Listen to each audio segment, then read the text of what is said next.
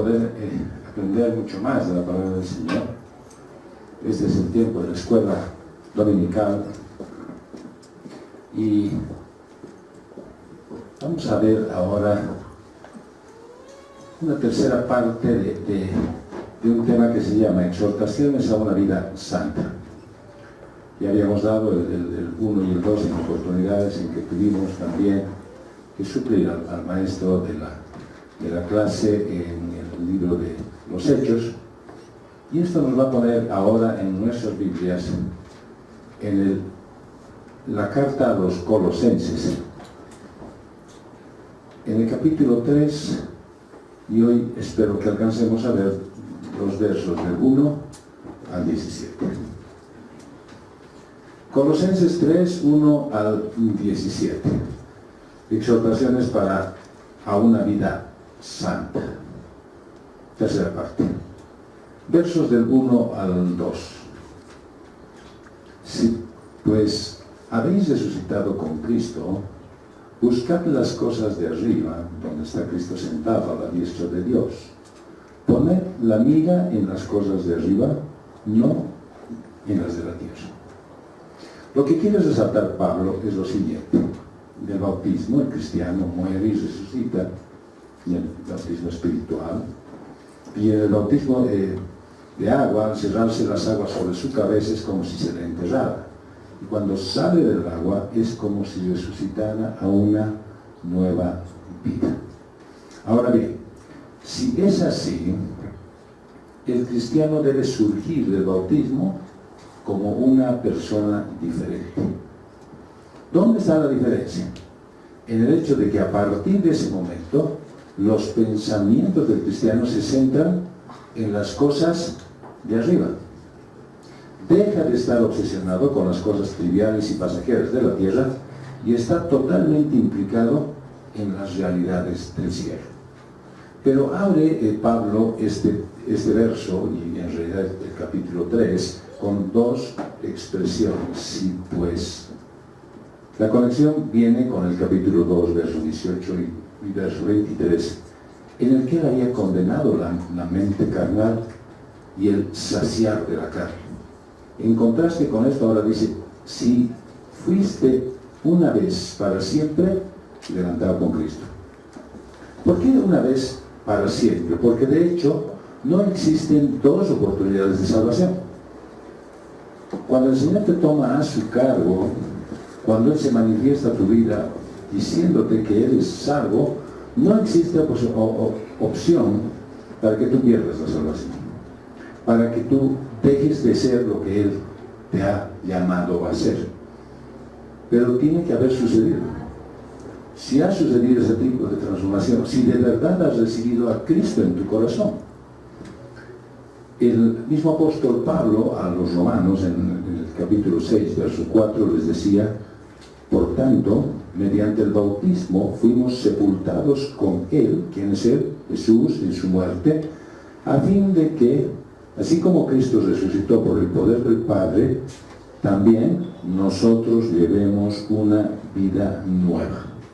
La condición de Pablo es, si estás viviendo una vida nueva, luego de un nuevo nacimiento, entonces, dice en el verso 1, busca las cosas de arriba. Bueno, ¿y qué es eso de buscar las cosas de arriba? Jesús lo decía, y está reflejado en el Evangelio de Mateo 6:33, más bien, busquen primeramente el reino de Dios y su justicia, y todas las cosas que ustedes anhelan les serán añadidas. Se refiere concretamente a dejar de pensar en las cosas de la tierra para estar como viviendo las cosas del cielo. Dice, es como si estuviéramos deseosos que de una vez vivamos los tiempos de la eternidad con Dios. Pero contrariamente, muchos no podemos dejar las cosas, los hábitos, las costumbres de nuestra vida terrenal. Nos resulta difícil dejar la vida vieja y vivir lo nuevo que Jesús nos ha proporcionado y lo ha hecho propicio por nosotros. Por eso Pablo aclara y enfatiza: si has nacido de nuevo, no puedes estar viviendo en la vida anterior a tu encuentro personal con el Señor. Las cosas que el mundo considera importantes dejan, o deberían al menos dejar de obsesionarte. Las ambiciones que dominan el mundo serán incapaces de impactarte.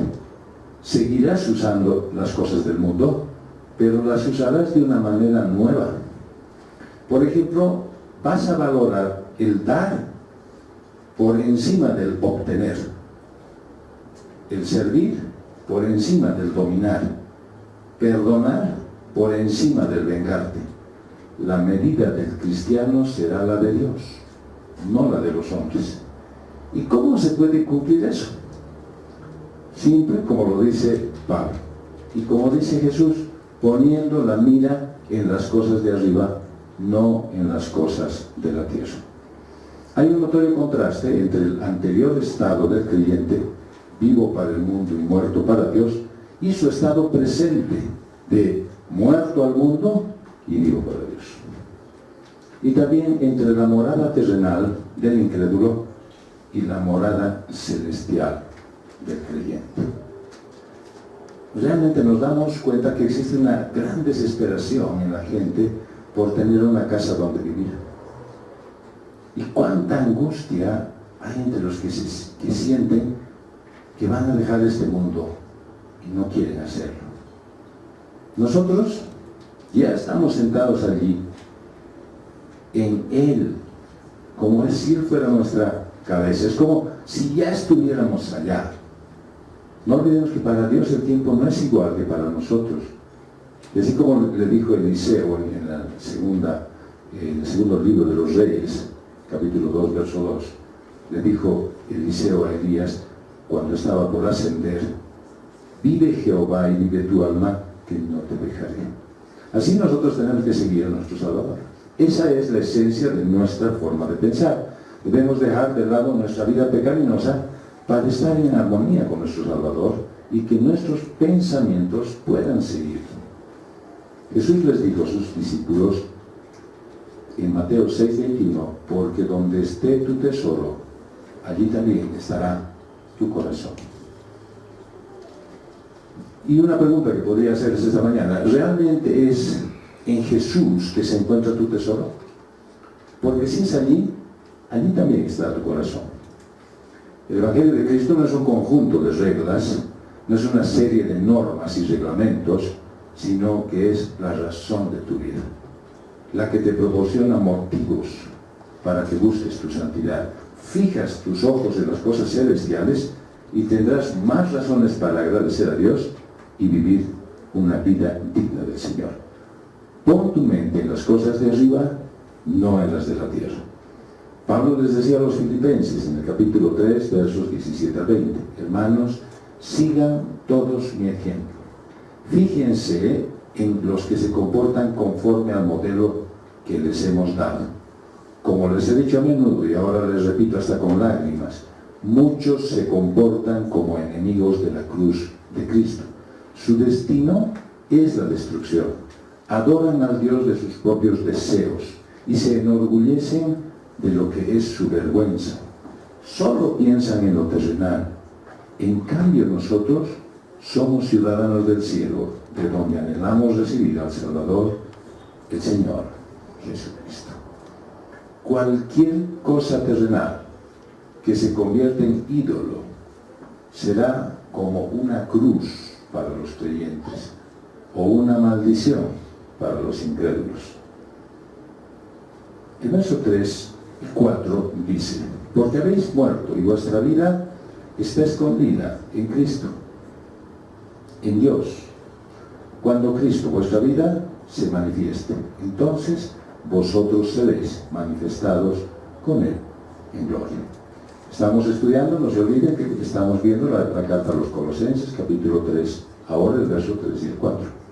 Los que han nacido de nuevo están muertos al pecado. ¿Por qué? Porque su dominio está roto. Su poder fue vencido por la gracia y a la larga será eliminado por la gloria de Dios.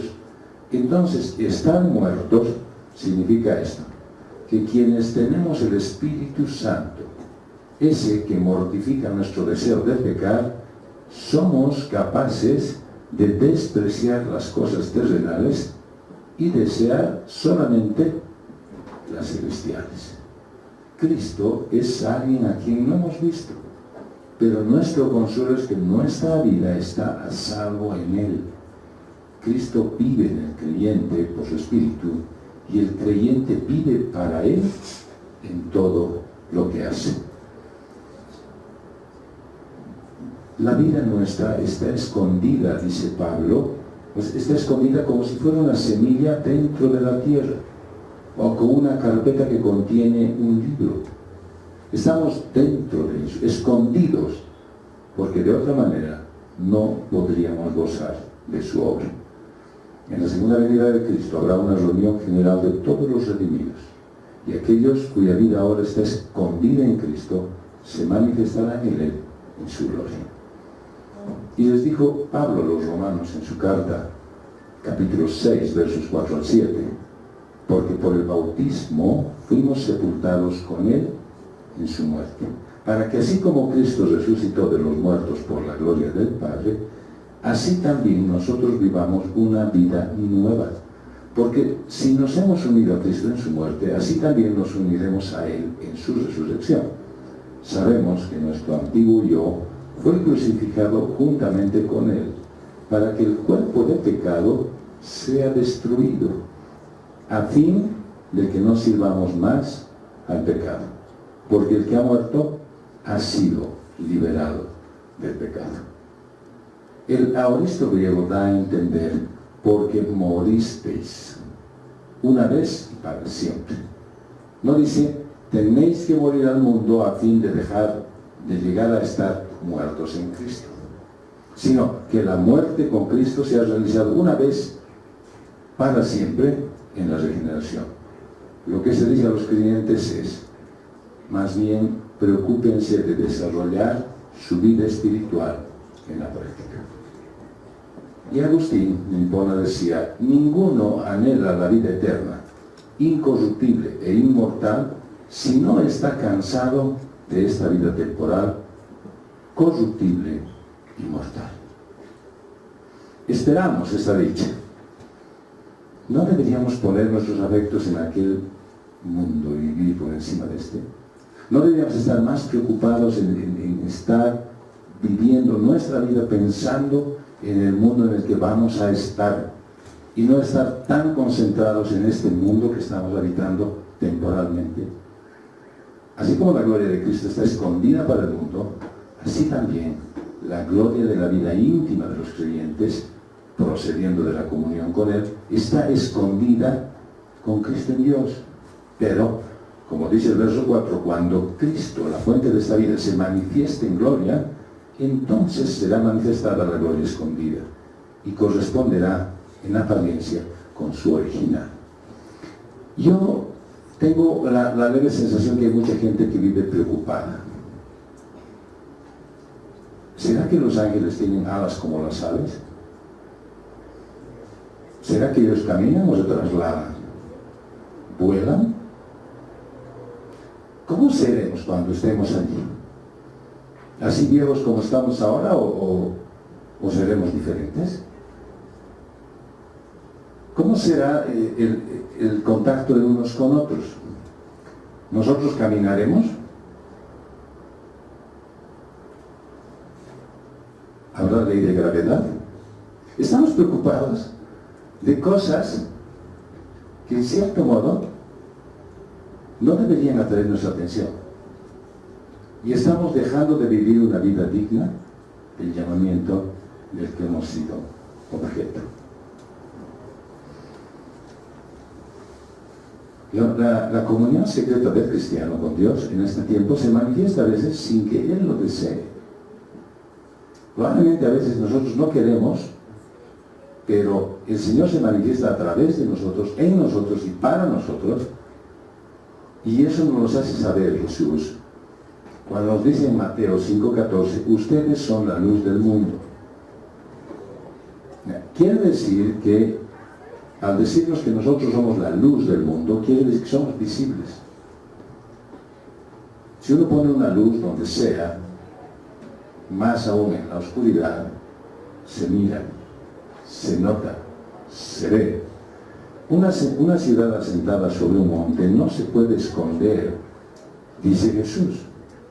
De la misma manera que la luz de ustedes alumbre delante de todos, para que todos vean sus buenas obras y glorifiquen a su Padre que está en los cielos. Bien, para algunos que están viviendo una vida medio camuflada, para algunos que en definitiva y realmente el Señor se ha manifestado a sus vidas, para algunos que tienen la posibilidad de estar viviendo una vida en Cristo, probablemente estén ahora recibiendo la noticia de que son visibles, de que todo el mundo se da cuenta de que existen y que son cristianos, y que no hay forma de que lo escondan. Por lo tanto, ¿no es cierto?, lo que debería notarse y lo que se espera es que sus vidas reflejen lo que son. Y a pesar de que existe esa manifestación ahora terrenal aquí en este mundo, la manifestación completa será en la de Cristo. Y eso nos hace saber Juan en su primera carta, en el capítulo 3, verso 2, y nos dice: amados, ahora somos hijos de Dios, y aún no se ha manifestado lo que hemos de ser. Pero sabemos que cuando Él se manifieste, seremos semejantes a Él. ¿Por qué? Porque lo veremos tal como Él es. ¿Podrá haber algo más maravilloso en un futuro para ti que ver directamente a Jesús en su gloria? ¿Tú crees que puedes imaginarte algo más maravilloso que pueda suceder en toda tu existencia que estar al lado de Jesús y ver toda su magnificencia? Como cristianos no reconocemos siempre la vida en uno del otro, que está escondida, y que aún a veces dudamos de nuestra propia vida. Es tan débil y está tan acosada de tentaciones, pero nuestra vida está guardada para nosotros en Dios y está asegurada por el decreto de aquel que es invisible al mundo. Quiero recordártelo ahora porque es necesario que tú lo sepas, que cuando el Señor Jesús te ha llamado a su reino, no hay forma de que tú te puedas perder. Entonces Pablo sigue ahondando en el capítulo 3 de Colosenses y dice en el verso 5 al 11: haced morir pues lo terrenal en vosotros: fornicación, impureza, pasiones desordenadas, malos deseos y avaricia, que es idolatría, cosas de las cuales la ira de Dios viene sobre los hijos de desobediencia, en los cuales vosotros también anduvisteis en otro tiempo cuando vivíais en ellos. Pero ahora, dejad también vosotros todas estas cosas: ira, enojo, malicia, blasfemia, palabras deshonestas de vuestra boca. No mintáis los unos a los otros, habiéndoos despojado del viejo hombre por sus hechos y revestido del nuevo, el cual, conforme a la imagen del que lo creó, se va renovando hasta el conocimiento pleno, donde no hay griego ni judío, circuncisión ni incircuncisión, bárbaro ni escita, siervo ni libre, sino que Cristo es el todo y en todos. Entonces podemos expresar este texto, que parece medio complicado, lo podemos expresar de una manera más actual. El cristiano, el que está viviendo una vida sujeta al Espíritu de Dios, debe matar su egoísmo y dar por muertos todos sus deseos y ambiciones egoístas. Debe haber en su vida una transformación radical de voluntad y un desplazamiento radical del yo del centro de su universo. Todo lo que le impidiera obedecer plenamente a Dios y rendirse totalmente a Cristo tiene que ser eliminado, diríamos, quirúrgicamente. Pablo procede a hacer una lista de las cosas que los colosenses, Y en nuestro caso, para que no creamos que nosotros solamente somos meros espectadores, nosotros también debemos suprimir de nuestra vida. Dice la fornicación y la inmundicia, tienen que desaparecer. La castidad fue la única virtud totalmente nueva que aportó el cristianismo al mundo. En el mundo antiguo, las relaciones sexuales antes o fuera del matrimonio se consideraban normales y eran una práctica aceptada. El deseo sexual se consideraba que se debía gratificar, no controlarse. Y esa es una actitud que no nos extraña hoy, porque hoy día se defiende a menudo estos extensos razonamientos. El control de la natalidad, es decir, el uso de los preservativos, se dice, aumenta las posibilidades del placer humano. Quiere decir que puedes tener la posibilidad de acceder a una vida libre en términos de libertad sexual, siempre y cuando uses algo que te preserve de la mala idea de tener hijos. Al permitir que los placeres del sexo se disfruten sin sus consecuencias indeseadas, se ha eliminado el más formidable impedimento, no solamente para el uso regular de la relación sexual, sino también para el uso irregular. El cristiano se escandaliza y se enfurece ante las perspectivas de placeres ilimitados, sin remordimientos ni consecuencias, que el control de la natalidad ofrece a los jóvenes. Y si pudiera lo impediría. Pero la ética cristiana insiste en la castidad. O sea, no es el hecho de que uno no vaya a tener consecuencias, pongámosle, hijos no deseados o enfermedades de transmisión sexual. No es solamente evitar eso, sino que debería evitar o medios mecánicos, sino debería evitarse a través de la castidad, es decir, evitar tener contacto sexual. Eso es lo que la ética cristiana propone. Es algo tan precioso esto, que no se debe permitir un uso indiscriminado que acabaría por deteriorar. Y la lista de las cosas sigue. Dice la pasión y los malos deseos. Hay un tipo de persona que es esclava de las pasiones. Y esta palabra pasión se escribe en el original como patos. Y que es una llamada de acá por el deseo de lo que no es debido. Y esa expresión es epitemia. Está el pecado que la Reina Valera llama avaricia, pleonexia. Pleonexia es uno de los pecados más feos. Pero, aunque está suficientemente claro, lo que quiere decir no es, ni mucho menos, tan fácil de encontrar una sola palabra para traducirlo. Viene de dos palabras griegas. La primera parte, pleon, que quiere decir más. Y la segunda parte, egen, que quiere decir tener. Pleonexia entonces es básicamente el deseo de tener más. Y los griegos lo definían como un deseo insaciable. ¿Por qué es uno de los más feos? Porque verdaderamente no hay forma en la que el hombre pueda quedar satisfecho. Mientras más obtenga, más va a desear.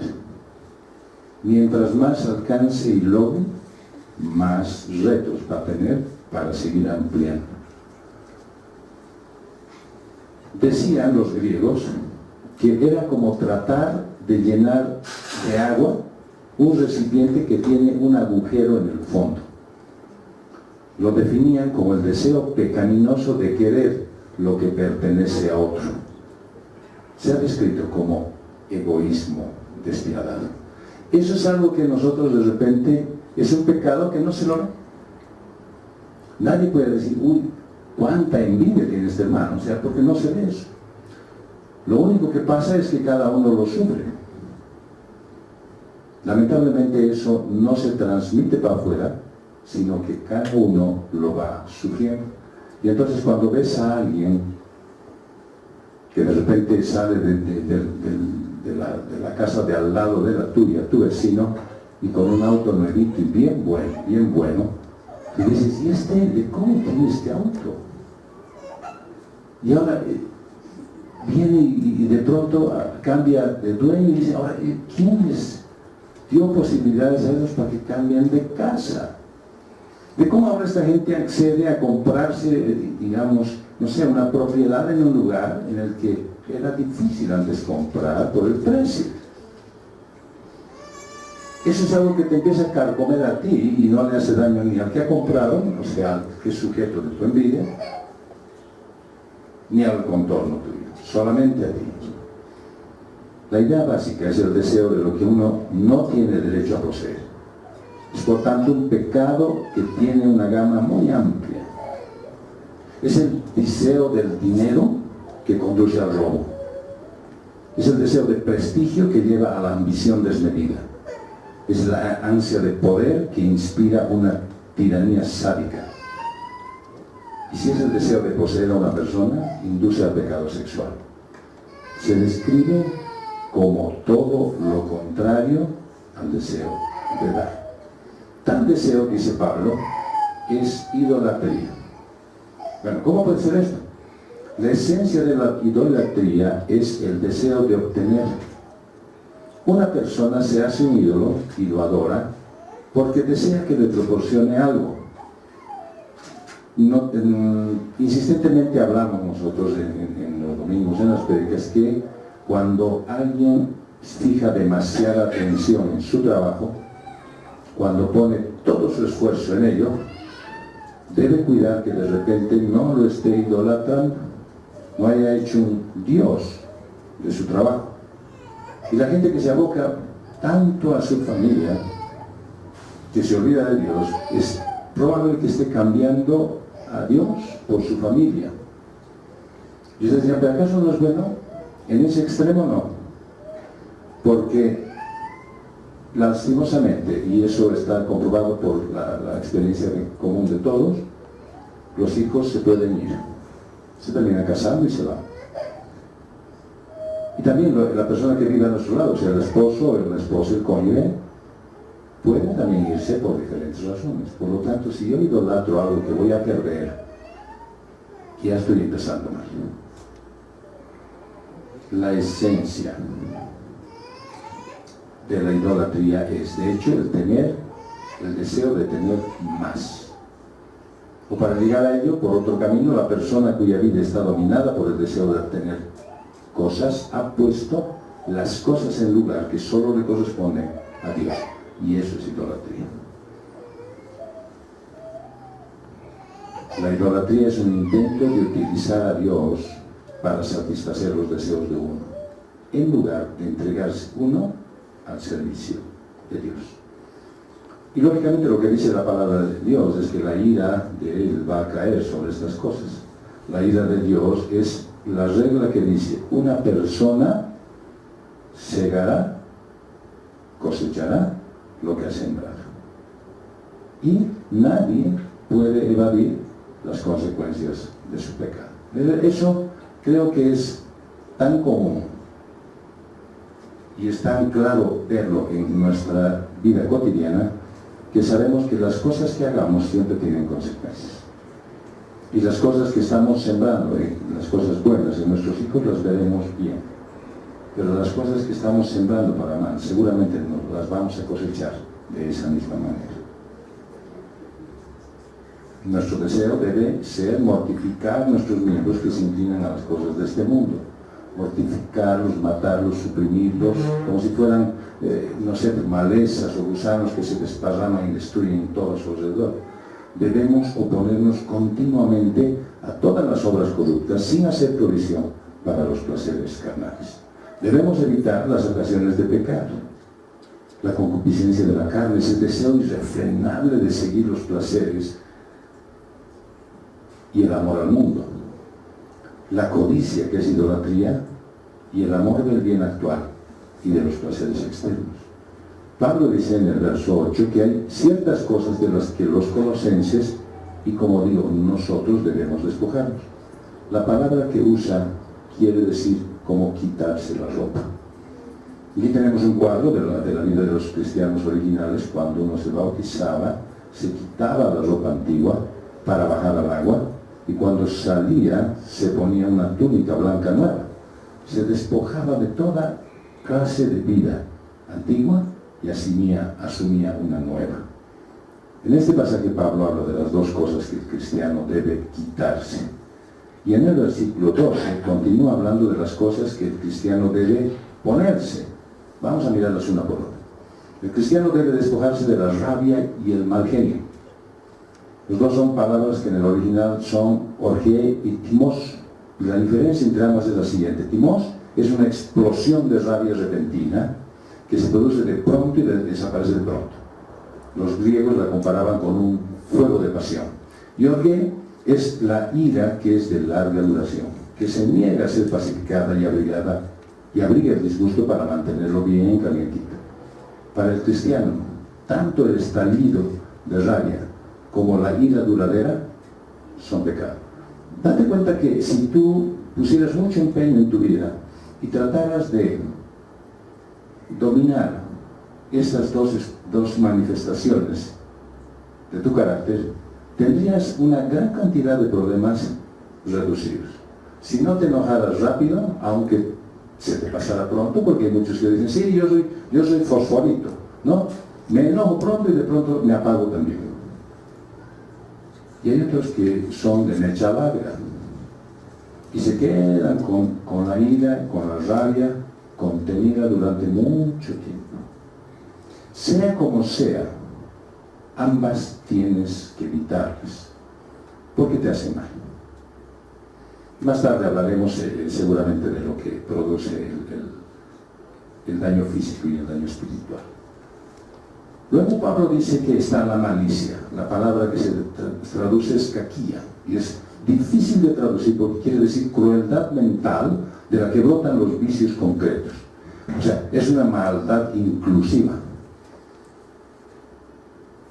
Los cristianos también deben despojarse, estamos en la lista de Colosenses 3, de la calumnia y de las expresiones soeces. Y no deben mentirse unos a otros. La palabra para calumnia es blasfemia, que la Reina Valera traduce como blasfemia. Y blasfemia es hablar calumniosamente en general cuando las expresiones insultantes se dirigen a Dios, es propiamente una blasfemia. En este contexto se prohíbe hablar calumniosamente de los semejantes. ¿Se han dado cuenta ustedes que aún en medio de la iglesia es fácil hacer correr unas expresiones de crítica,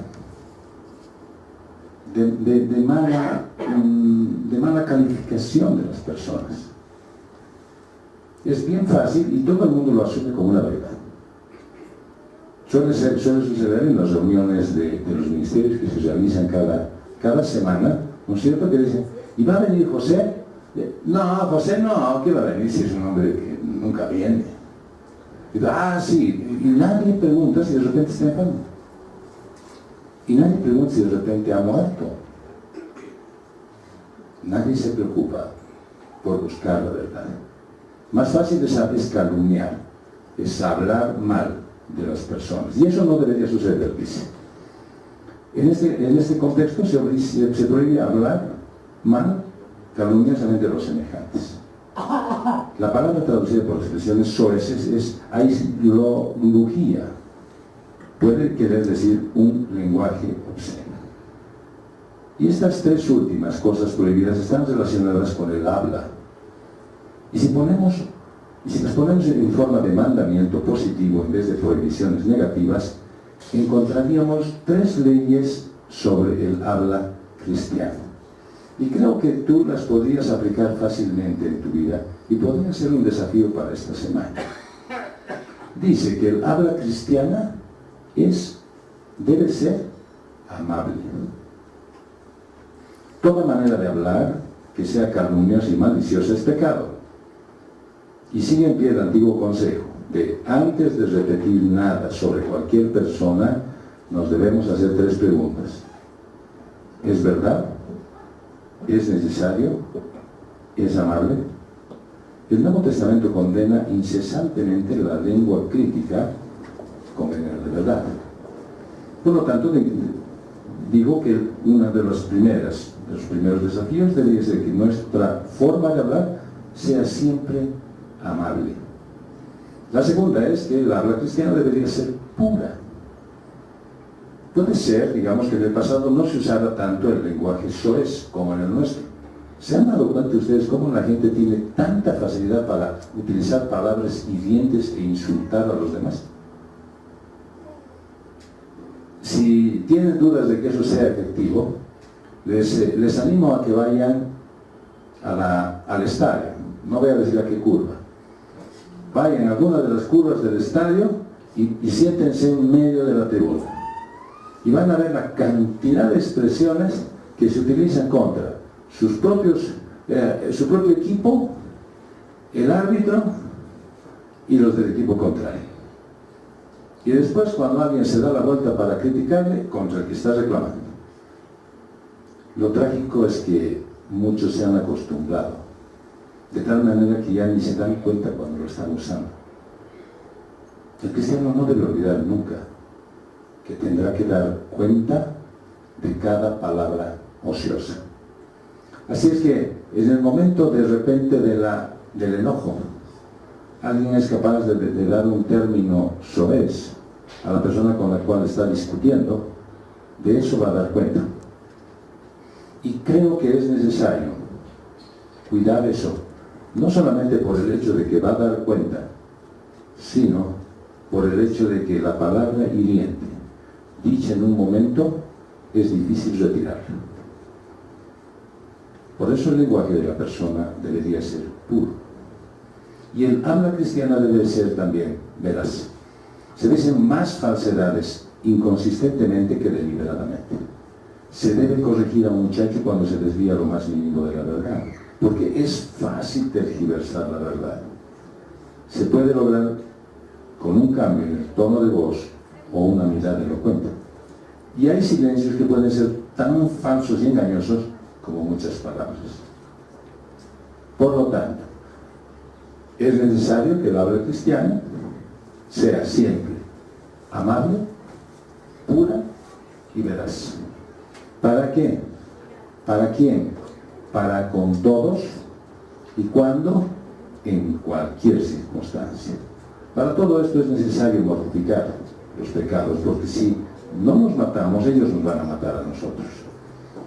El Evangelio cambia las facultades superiores e inferiores del alma y sostiene la regla de la recta razón y la conciencia sobre el apetito y la pasión. Es deber de cada uno ser santo, porque Cristo es el todo del cristiano, su Señor y Salvador y toda su esperanza y felicidad. Y el último pasaje es del verso 12 al 17 y dice: vestidos pues como escogidos de Dios, santos y amados de entrañable misericordia, de benignidad, de humildad, de mansedumbre, de paciencia, soportándoos unos a otros y perdonándoos unos a otros si alguno tuviera queja contra otro.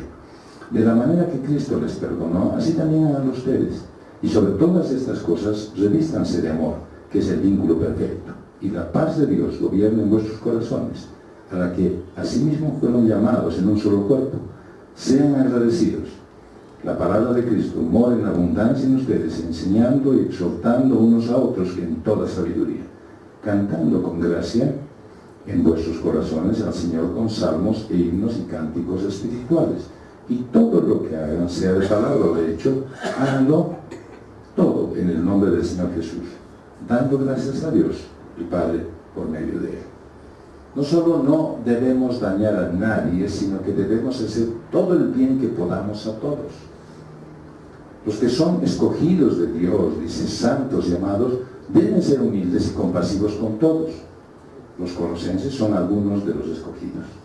Y yo estoy convencido de que aquí también hay varios.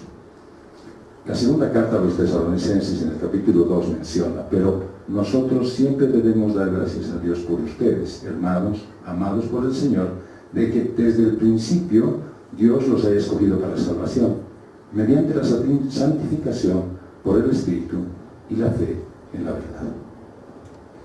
El orden de las palabras, escogidos, santos, amados, corresponde con el orden de las cosas. La elección desde la eternidad procede a la santificación. Los santificados, sintiendo el amor de Dios, lo imitan. Mientras estemos en este mundo, donde hay tanta corrupción en nuestros corazones, siempre habrá contiendas. Pero nuestro deber es perdonarnos unos a otros, con el mismo perdón por el cual fuimos salvados, sufriendo las ofensas presentes y perdonando las ofensas pasadas. Y Pablo agrega algo que es lindo para este día domingo, que la paz de Dios reine en vuestros corazones. Y eso yo pudiera decirles antes de que se vayan, al salir ahora y que dure durante toda la semana, sería una maravilla que la paz de Dios reine en vuestros corazones, en su obra, en todos los que le pertenecen. La acción de gracias a Dios ayuda a hacernos agradables ante todos los hombres. El Evangelio es la palabra de Cristo. Muchos tienen la palabra, pero habita pobremente en ellos. No tiene poder sobre ellos. Esto quiere decir que muchos hay que ustedes de repente conocen, que saben perfectamente la Biblia. Es más, pueden definir o pueden más bien relatar versículos enteros de memoria. El problema está en que no viven lo que dicen. Y el problema no es para la iglesia, el problema es para ellos, porque están sufriendo, conociendo la verdad, no pueden aplicarla en su vida. Muchos tienen la palabra, pero no tienen poder sobre ellos. Permitan que la paz de Cristo haga de árbitro cuando surja la ira, la envidia, las pasiones, y las refrene.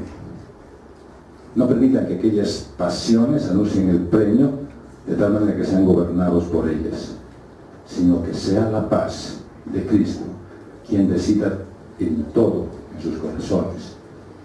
Muchos llevan un semblante pacífico y hablan de paz con la boca, mientras todavía tienen guerra en sus corazones. A la paz nos llamó el Señor. Y el asimismo que menciona Pablo da a entender que además de la exhortación, ellos tienen también como motivo a la paz el hecho de que fueron llamados una vez para siempre a la paz en un cuerpo. La unidad del cuerpo es un argumento fuerte a favor de la paz. Entre los miembros deben ser agradecidos por el llamamiento. Qué hermoso desafío sería si esta semana tú decidieras: yo quiero dar paz a mi familia. Yo no voy a buscar que las cosas externas, la situación económica, la resolución de los problemas o el conseguir triunfos y éxitos sea el limitante. Yo quiero que tú pienses que tú puedes ser el vehículo de la paz de Dios en tu familia. Que tú puedes proporcionarle paz a todos los que están viviendo en tu hogar. Pero también puedes llevar esa paz en tu trabajo. Puedes ser tú el motivo de llevar paz a todos aquellos que trabajan alrededor tuyo, aquellos con los cuales estás vinculado, de los que dependen de ti. A todos aquellos tú podrías llevarles paz. Y podría ser un gran elemento hoy, ponerse a pensar: ¿qué puedo hacer yo para poder ser el catalizador de la paz? El no tener la paz gobernando en nuestros corazones sería inconsecuente con el llamamiento a un cuerpo. Y sería prácticamente desagradecimiento a Dios, que fue quien nos llamó. El alma prospera cuando estamos llenos de las Escrituras y de la gracia de Cristo. Cuando cantamos salmos debemos ser afectados por lo que cantamos. No solamente debemos andar mencionando palabras, diciendo términos, sino debemos empezar a creer que eso podemos vivir. Hagamos todo en el nombre del Señor Jesús, dependiendo con fe en Él. Sea lo que sea en lo que estemos ocupados, a los que hacen todo en el nombre de Jesús, esto incluye palabras, lo mismo que hechos, nunca les faltará tema para dar gracias a Dios y al Padre. Creo que esta enseñanza de la mañana nos podría mover a tener un cambio en nuestra vida, a desear un cambio en nuestra vida, a pedirle a Dios que sea Él que motive ese cambio en nosotros, para que podamos ser los transmisores de paz. ¿Es difícil? Seguramente que sí, cuando tenemos en nuestro corazón el deseo que sean los demás, ellos primero, que cambien, ellos que no molesten, ellos que no generen conflicto. El desafío es que tú lo puedas hacer en medio de esa circunstancia adversa. Que Dios nos bendiga. Muchas gracias. Fue una realización de Comunidad Cristiana de Restauración.